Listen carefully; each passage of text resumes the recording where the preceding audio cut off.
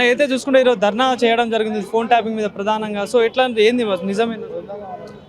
ఈ యొక్క ఫోన్ ట్యాపింగ్లో గత అనేక రోజుల నుంచి కూడా కాలయాపన చేస్తూ ఉంది. ఇదిగో చూడు దొంగ, అదిగో చూడు దొంగ అని చెప్పేసి ఈరోజు రాష్ట్ర ప్రభుత్వం కేవలం కాలయాపన చేసి ఈ యొక్క ఎవరైతే నిందితులు ఉన్నారని చెప్పేసి వాళ్ళను భయభ్రాంతులకు గురి చేసి వాళ్ళతో ఆర్థికంగానో లేకుంటే లోపాయికారి ఒప్పందాల కోసమే ఈ ఫోన్ ట్యాపింగ్ తెరపైకి తీసుకొచ్చారని చెప్పేసి మేము భావిస్తున్నాం. నిజంగా ఫోన్ ట్యాపింగ్ జరిగే ఉంది కదా, జరిగి ఉంటే ఎందుకు అరెస్ట్ చేస్తలేవు అని చెప్పేసి మేము అడుగుతా ఉన్నాం. నీ యొక్క రాష్ట్రంలో అధికారులు నీ యొక్క రాష్ట్ర ప్రభుత్వంలో ఉన్నటువంటి అధికారులను పెట్టి నిజాలను నిగ్గు తేల్సినటువంటి బాధ్యత నీపైన ఉంది కదా. ఎందుకు ఈరోజు కాలయాపన చేస్తూ అధికారులను ఆఫీసర్లను వేధించి ఈరోజు ఆఫీసర్ల పేర్లనే బయటికి తీసుకొచ్చినావు? ఎందుకు వీళ్ళను ముఖ్యమంత్రి కావచ్చు, దీన్ని వెంబడినటువంటి ముఖ్యమంత్రి కావచ్చు, కేటీఆర్ కావచ్చు, హరీష్ రావును కావచ్చు, లేకుంటే దీంట్లో ఉన్నటువంటి ముఖ్య నాయకులను ఎందుకు అరెస్ట్ చేస్తలేవు అని చెప్పేసి అడుగుతున్నాం. ఈరోజు అధికారులను ఒత్తిడి చేసి ఈరోజు వాళ్ళతో స్వలాభం లబ్ధి పొందడానికే ఈ రకంగా చేస్తున్నాడని చెప్పేసి కూడా భారతీయ జనతా పార్టీ భావిస్తూ ఉంది.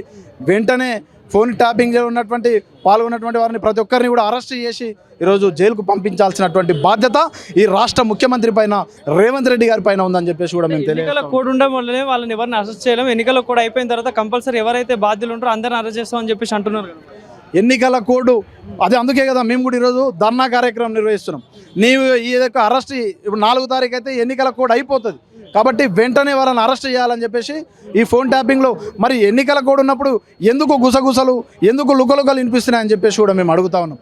నీవు లుకలుకలు గుసగుసలు వచ్చినప్పుడే వాళ్ళని అరెస్ట్ చేయాలి ఈరోజు. ఎందుకంటే ఈ యొక్క వచ్చినప్పుడే బైసిప్స్ ఏదైతే గుసగుసలు వచ్చినప్పుడే వారు ఈరోజు తప్పించుకునేటువంటి ప్రమాదం ఉంటుంది. కాబట్టి నువ్వు అరెస్ట్ చేయాలనుకుంటే ఇమీడియట్గా వాళ్ళను ఎవరైతే దోషులను అరెస్ట్ చేయండి. ఇది ఎన్నికలకు కోడ్కు సంబంధమైన ఒక తప్పు చేసినటువంటి దొంగతనం చేసినటువంటి వ్యక్తి ఈరోజు ఎన్నికల కోడ్కు ఏం సంబంధం అని చెప్పేసి కూడా మేము అడుగుతా ఉన్నాం. ఇంకోటి చూసుకుంటే కాంగ్రెస్ గవర్నమెంట్ వచ్చి 6 నెలలు పూర్తయిపోయింది. ఇప్పటికీ అంటే విద్యార్థుల పరిస్థితులను చూసుకున్నా కూడా చాలా అన్యాయం జరుగుతుంది. 30,000 ఉద్యోగాలు ఇచ్చినామని చెప్పేసి అంటున్నారు. మరి ఏంది నిజంగా 30,000 ఉద్యోగాలు ఇచ్చిందా కాంగ్రెస్? ఈ కాంగ్రెస్ పార్టీకి మొదటగా సిగ్గు ఉండాలండి. సిగ్గు శరం కాంగ్రెస్ పార్టీకి ఉందా అని చెప్పేసి నేను అడుగుతున్నాను.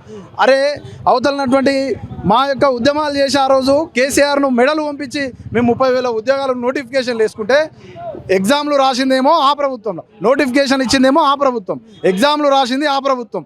వీడు తీసుకొని వచ్చి నేను నియామక పత్రాలు ఇస్తున్నా, నేను 30,000 ఉద్యోగాలు ఇస్తే ఇది కరెక్టా? ఇది కరెక్ట్ కాదు. కేసీఆర్ గారు ఇచ్చినటువంటి ఉద్యోగాలు 30,000 ఉద్యోగాలు రేవంత్ రెడ్డి గారు నియామక పత్రాలు మాత్రమే ఇచ్చిండు. ఉద్యోగాల సృష్టికర్త రేవంత్ రెడ్డి కాదు. నీవు ఏదైతే జాబు క్యాలెండర్ ఆ రోజు ఉద్యమం ఎన్నికలకు ముందు జాబు క్యాలెండర్లు ఇచ్చినావు, ఏప్రిల్ 1కి 1 నోటిఫికేషన్ ఇస్తాను, ఫిబ్రవరి 1కి 1 నోటిఫికేషన్ ఇస్తాను, ఎక్కడ పోయినాయి నీ నోటిఫికేషన్లు అని చెప్పేసి నేను అడుగుతున్నా. ఈరోజు గత ప్రభుత్వం ఏదైతే మోసం చేసిందో, నిరుద్యోగులను ఏదైతే మోసం చేసిందో ఈ ప్రభుత్వం కూడా అదే మోసం చేస్తుంది. ఆ ధోరణిలో ఈ ప్రభుత్వం కూడా వెళ్తుందని చెప్పేసి కూడా మేము భావిస్తున్నాం.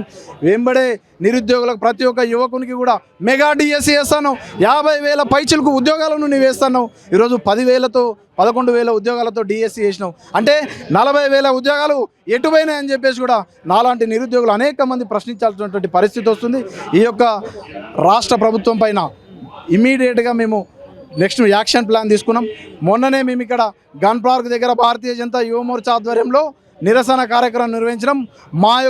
ఆయన యొక్క ఉద్యోగ క్యాలెండర్ రిలీజ్ కాకపోతే మా యొక్క ఉద్యమ క్యాలెండర్ మేము యువమోర్చా తరఫున రిలీజ్ చేసి ఈ యొక్క రాష్ట్ర ప్రభుత్వం పైన యుద్ధానికి సిద్ధమవుతున్నాం అని చెప్పేసి కూడా మేము తెలియజేస్తాం. ఇంకోటి ఏదైతే చర్చనీయాంశంగా మారుతుంది, ఏదైతే ఇది అంటే అధికారిక చిహ్నం ఒకటి చూసుకున్నా కూడా జయ జయ తెలంగాణ సాంగ్ మార్పిడి విషయంలో చూసుకున్నా ఇక్కడ తెలంగాణ వాళ్ళని కాదనుకుంటా కిరవారిని అంటే ఆంధ్ర క్యాండిడేట్ని ఇవ్వడం ఎట్లా చూస్తారు మీరు? ఇది కేవలం కాలయాపన మాత్రమే. వారు మా గుర్తులు మావి ఉన్నాయి, మేము మొత్తం గుర్తులు మార్చి ఈ రాష్ట్రాన్ని అభివృద్ధి చేసినామని చెప్పేసి గతంలో ఆ ముఖ్యమంత్రి అనుకుంటే ఇప్పుడు ఈ ముఖ్యమంత్రి ఆయన యొక్క గుర్తులను ఇది కేవలం ఆధిపత్యం పోరు కోసం మాత్రమే. ఇది ఆధిపత్యం పోరు కోసం మాత్రమే. వారి ఇష్టం వచ్చినట్టు వాళ్ళు, వీరి ఇష్టం వచ్చినట్టు వీరు చేసి ఈ రాష్ట్రానికి ఏదో గుర్తులు మార్చినంత మాత్రాన ఈ రాష్ట్రాన్ని ఏదో అభివృద్ధి పదంలోకి ముందుకు నడిపించినట్టు కాదు.